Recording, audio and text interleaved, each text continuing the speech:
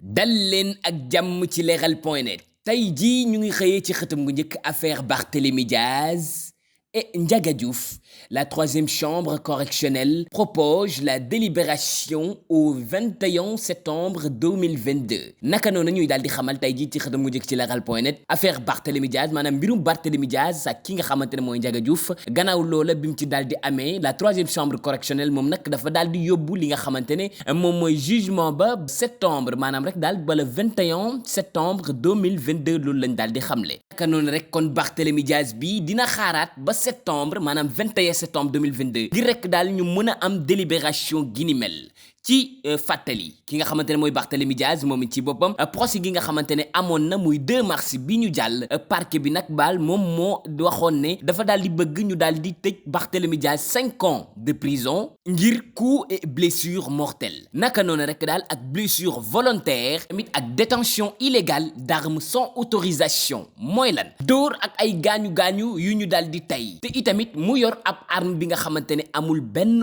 autorisation naka noona partie civile di daal di réclamer ab somme bu toll ci 150 millions ngir dédommagement tamit ak intérêt waaye moom mii ci seen bopp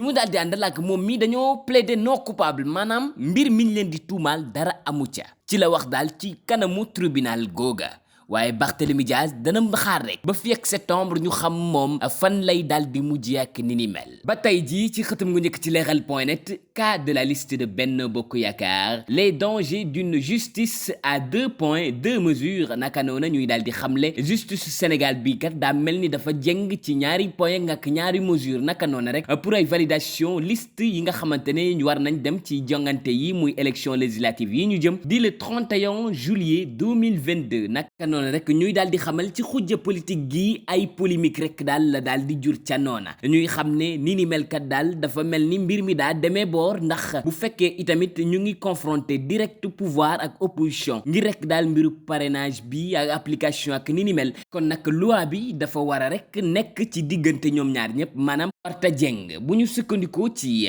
tribune naka noonu rek daal ñuy daal di xamle ngir élection yi ñu jëm maanaam rek juillet gi ñu jëm rek daal ay liste opposition yi nga xamante ne dañ leen di invalider maanaam dañ leen di daal di rejeter te itamit ci seeni parrainage à la base naka noonu rek daal ci beneen pàcc wa maanaam ci Benno Bokk Yaakaar muy échapper rek daal ci yenn application de loi naka yéenekaay gi ni mu daal di xamle loolu di wundu maanaam ci ay compréhension itamit bu ñu sukkandikoo ci verdict muy article L149 muy code électoral googa li mu daal di wax mooy bu fekkee itamit liste bi nga xamante ne dafa war a am ci lu toll maanaam minimum au moins 34 580 maanaam parrain au moins la wala représenté muy minimum loolu nag mu ngi xayma 5% naka noonu rek muy maximum bi war nga am ci lu toll ci 55 327 maanaam maximum bi fa la mën a yem loolu tamit di wundu muy 8% ci fichier général électoral naka noona ay dispositions yi daal di lire yuy jóge ci liste Benno Bokk Yaakaar yi dañuy gis rek ne am na ci lu toll ci 55 328 parrain maanaam dépassé nañ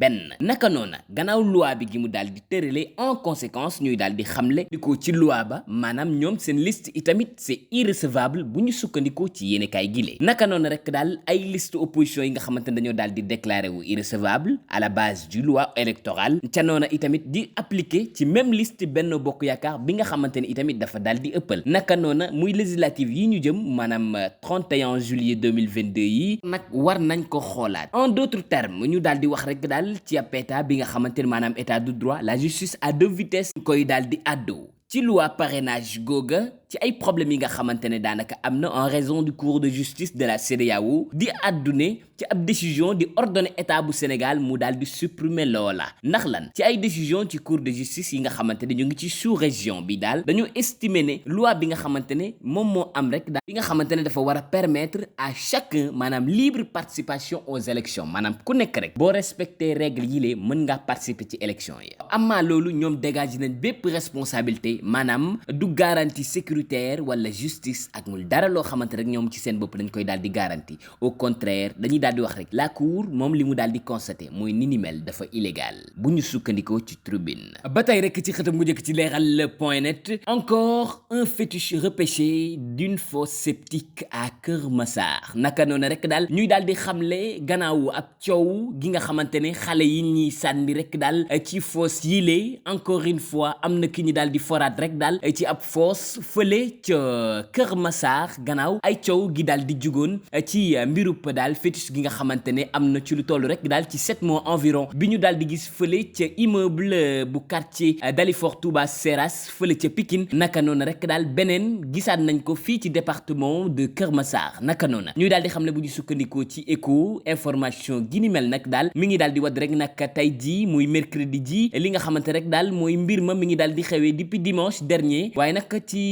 ci booru 12h maanaam midi rek fële ca Kër Massar la ñu daal di gis ni mel bu ñu sukkandikoo ci journal gi lee askan gi fa yeewoo nag jaaxle lool te saase rek daal la ñu woo gendarmerie ba noppi itamit mu ànd ak rek daal ay médecin yu daal di ñëw xool mbir ma ay enquête daal ñu daal di ko tijji balaa loolu rek daal ñi nga xamante ne ñooy gendarme yooya ñu daal di rek daal dem ca kër ga bi nga xamante ne fekk nañ fa ci lu toll ci juróom benn jigéen maanaam 6 femmes yi nga xamante ne fekk nañ leen foofa ñoom ñëpp ñu daal di leen yóbbu nag auditoire verbal maanaam ñu daal di leen rek daal di enquête ba noppi yóbbu leen ca sage-femme yooya maanaam ca district sanitaire googa ngir rek ñoom ñëpp ñu def ab examen gynécologique naka noona ñoom ñëpp ñu daal di jàll benn par benn blouse blanche yi di am nag ku ñu ci daal di gis ñu xam ne kii gannaaw loola rek accouché na lu yàggul ñu daal di ko jël maanaam ndaw soosu ñu daal di ko yóbbu brigade rek ngir ab interrogation ba tey jii ñuy wax ak yéen amul benn xibaar gu dippi ci loola waaye li nga xam ne rek daal mu ngi ci ab interrogation bu tar fu mu ne nii ci loxoy gendarmerie bu ñu sukkandikoo ci Seneweb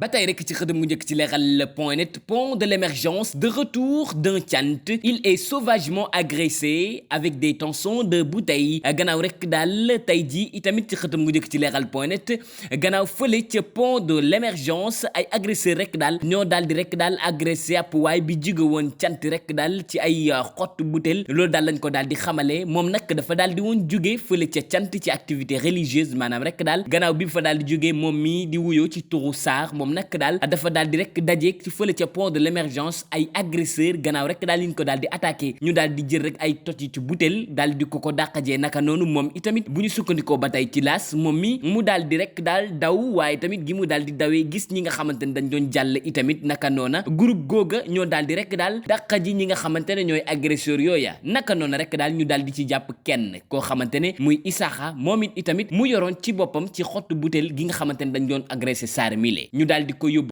ca commissariat bu Grand Yoff defkatu ñaawteef yooyu nag xam nañ leen naka noona ca mile maanaam Isaaxa moom di nga xamante ne Tidiane sax lañ koy daal di woowee moom mi moo daal di diriger li nga xamante ne mooy agression gile ak kenn ku ñuy woowee Fallou loolu daal la Isaaxa daal di wax naka noona rek daal ñoom itamit ñu daal di def seen enquête dem fi nga xamante ne moom mooy këru Tidiane ci turam dëgg Amadou S naka noona rek daal ñu daal di xamle waaye ki nga xamante ne moom mooy Fallou moom nag dafa daal di daw ñuy xamle ci yéene kaay gi Isaaxa ak ki nga xamante ne moom mooy Amadou mi ñu daal di jàpp daal dañ leen la déféré ca parquet ngir rek daal ab vol en réunion commise waaye tamit à détention d'armes naka noona ñoom ci seen bopp dañu yoroon ay ngànnaay ba noppi nag mbir mi agression ba groupe lañ ko daal di defee bu ñu sukkandikoo ci yéene kaay gilee ba tey rek ci xëtam gu njëkk ci leeral.net Ousmane Sonko réduit en cendres Madiambal Diagne et avertit les membres de la société civile qui ont tey ci xëtam mu njëkk naka Ousmane Sonko rek naka démb ci jàkkaarloog gi mu jàkkaarloog taskatu xibaar yi di wax rek daal ci point de presse am googa li mu daal di yàq Madiambal Diagne ak ñi nga xamante rek daal ñoom ñooy société civile naka noona ñuy daal di xam ne ci yéenekaay gi le loolu lañ daal di xëyee waaye nag ci point de presse am googa muy rek daal maire bu Ziguinchor dafa daal di tàkkale Madiambal Diagne gannaaw gi mu daal di waxee ci ay kàddoom duma daal di tudd tur ndax am na ñoo xamante ne dañoo daal di nar entre parenthèses ba ñu daal di ñuul kukku ci ay kàddoom moom Ousmane Sonko naka noona waxul benn leader maanaam leader Pastef bi dafa rek daal